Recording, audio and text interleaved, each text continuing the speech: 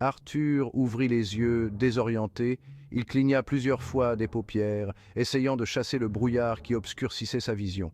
La pièce autour de lui semblait tourner, et il lui fallut quelques instants pour se rendre compte qu'il était allongé sur un sol froid et dur. Une douleur lancinante irradiait de ses jambes. Chaque mouvement envoyait des vagues de souffrance à travers son corps, le forçant à rester immobile. Il serra les dents, essayant de comprendre l'origine de cette douleur intense. Il ne reconnaissait pas l'endroit où il se trouvait.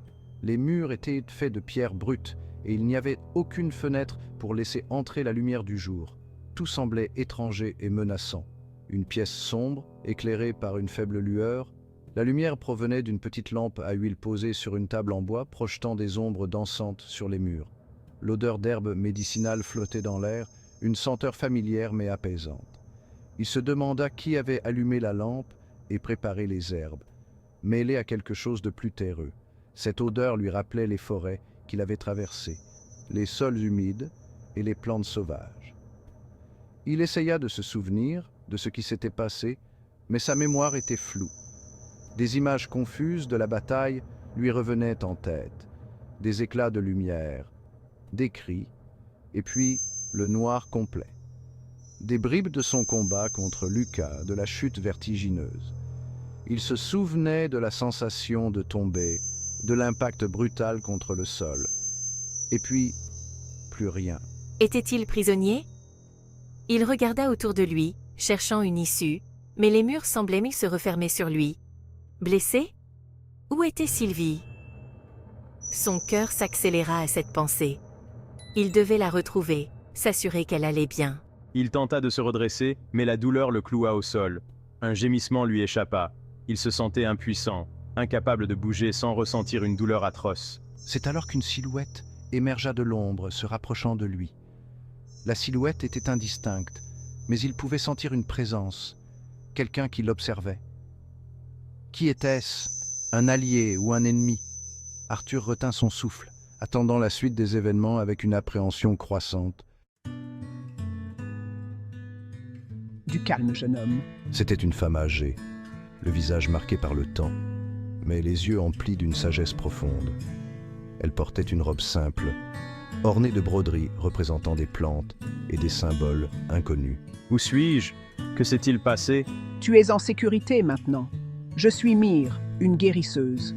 Tu as été grièvement blessé, mais ne t'en fais pas. Je vais prendre soin de toi. Myre lui expliqua qu'il avait été retrouvé inconscient au pied de la cascade. Un groupe de voyageurs l'avait transporté jusqu'à son village, caché au cœur de la forêt. Arthur apprit avec effroi que ses deux jambes étaient brisées. Myre avait utilisé sa magie pour stabiliser ses os et soulager sa douleur. Combien de temps? Combien de temps avant que je ne puisse remarcher? Me battre? Retrouver Sylvie? Il te faudra du temps et de la patience, jeune guerrier. Tes os doivent se ressouder, et même après, il te faudra réapprendre à marcher. Le désespoir tenta de l'envahir. Lui, Arthur Lewin, réduit à l'impuissance? Il refusa de se laisser abattre. Il allait guérir. Il allait redevenir plus fort. Il devait retrouver Sylvie. Confiné au lit, Arthur se tourna vers la méditation. C'était le seul moyen pour lui de rester actif, de cultiver sa force intérieure. Il se concentra sur son noyau de mana, sentant l'énergie circuler en lui. Au fil des jours, il remarqua un changement. Son noyau de mana, autrefois une sphère d'énergie pure, semblait se transformer. Il prenait une forme plus complexe, comme une galaxie miniature en constante évolution. Myre, qui observait ses progrès avec attention, lui expliqua que son corps cherchait à se guérir, à s'adapter, que cette transformation de son mana était le signe d'un potentiel immense. Les semaines se transformèrent en mois, et chaque jour apportait son lot de défis et de progrès. Le temps semblait s'écouler à une vitesse vertigineuse, mais chaque instant était une opportunité de croissance et de transformation. J'ai suivi scrupuleusement les instructions de Myre, alternant repos, exercices de rééducation et méditation. Chaque exercice était conçu pour renforcer non seulement mon corps, mais aussi mon esprit. La méditation m'aidait à canaliser mon énergie intérieure, à trouver un équilibre entre la force brute et la finesse. Ses jambes guérissaient lentement, mais sûrement. Chaque jour, il sentait ses muscles se renforcer, ses os se ressouder. La magie jouait un rôle crucial dans ce processus, accélérant la guérison de manière presque miraculeuse. Tu progresses bien, Arthur. Continue comme ça. Ta détermination et ton dévouement sont exemplaires. N'oublie pas que la patience est aussi une forme de force. Mais le changement le plus important se produisait à l'intérieur de lui. Chaque session de méditation révélait de nouvelles couches de son être, des aspects de lui-même qu'il n'avait jamais explorés auparavant. Son corps avait subi une transformation profonde. La magie qui coulait en lui semblait réécrire son essence même, le rendant plus fort, plus résilient. Il était plus grand, plus musclé. Ses muscles étaient comme sculptés par des mains divines, chaque fibre de son être vibrant d'une nouvelle énergie. Ses sens étaient plus aiguisés. Il pouvait entendre le moindre bruissement des feuilles, sentir les changements subtils dans l'air, voir des détails invisibles à l'œil nu, et son mana débordait de puissance brute. Il pouvait sentir cette énergie circuler en lui, prête à être libérée à tout moment. Je peux maintenant contrôler la foudre, en plus du feu. C'est incroyable. La sensation de manipuler ces éléments est indescriptible, comme si j'avais le pouvoir de la nature entre mes mains. C'était comme si son combat contre Lucas avait débloqué quelque chose en lui, libérant un nouveau potentiel. Ce duel avait été un catalyseur, une épreuve de feu qui avait révélé des capacités cachées, des pouvoirs qu'il n'avait jamais soupçonnés. Arthur se sentait prêt à affronter n'importe quel défi, à explorer les limites de ses nouvelles compétences et à découvrir jusqu'où cette transformation pouvait le mener. L'apprentissage de ses nouveaux pouvoirs fut laborieux. Je m'entraînais sans relâche, sous l'œil vigilant de Myr. Il apprit à canaliser la foudre, à la modeler à sa guise. La foudre est une énergie imprévisible, sauvage. Elle nécessite une concentration absolue, une maîtrise de soi sans faille. Mais lorsqu'il parvenait à la dompter, il ressentait une puissance incomparable. Arthur, la foudre est puissante, mais n'oublie pas les rudiments de la guérison. Tout être vivant possède une force vitale, une énergie que tu peux apprendre à manipuler. Arthur écoutait attentivement, prêt à maîtriser chaque aspect de ses nouveaux pouvoirs. Un jour, alors qu'Arthur s'entraînait dans la forêt, il sentit une présence familière. La forêt était dense, les arbres anciens semblaient murmurer des secrets oubliés. Arthur, concentré sur son entraînement, ressentit soudain une énergie qu'il n'avait pas perçue depuis longtemps. Il s'arrêta, le cœur battant, et scruta les environs. Sylvie, est-ce que c'est vraiment toi? Sa voix tremblait d'émotion, incapable de croire ce qu'il voyait. Les souvenirs de leur dernière rencontre lui revinrent en mémoire, emplis de nostalgie et de douleur.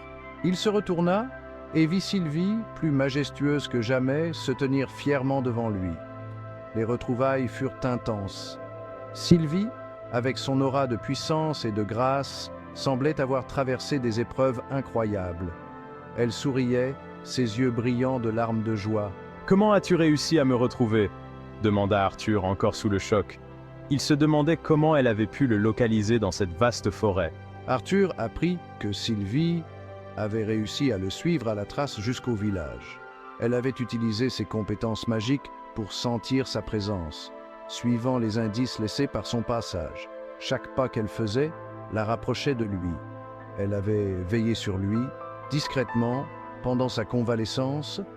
Sylvie avait observé de loin, s'assurant qu'il se rétablissait bien. Elle avait été son ange gardien, toujours présente mais jamais intrusive. Leur lien était plus fort que jamais. Les épreuves qu'ils avaient traversées les avaient rapprochés, créant une connexion indéfectible. Ils se comprenaient sans mots, leurs âmes en harmonie. Elle a toujours été là, même quand je ne le savais pas.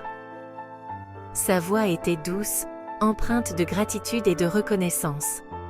Arthur réalisa à quel point Sylvie avait été essentielle dans son parcours. Sylvie participait désormais aux entraînements d'Arthur, l'aidant à maîtriser ses nouveaux pouvoirs. Ensemble, ils exploraient les mystères de la magie, découvrant de nouvelles techniques et renforçant leurs compétences. Sylvie, avec sa sagesse et son expérience, était le mentor parfait pour Arthur. Ensemble, nous serons invincibles. Arthur sentait une nouvelle force en lui, une détermination renouvelée. Avec Sylvie à ses côtés, il savait qu'il pouvait surmonter n'importe quel obstacle. Leur alliance était un symbole d'espoir et de puissance. Arthur repoussait ses limites chaque jour. Il s'entraînait avec acharnement, déterminé à retrouver son niveau de force, à surpasser ses anciens démons.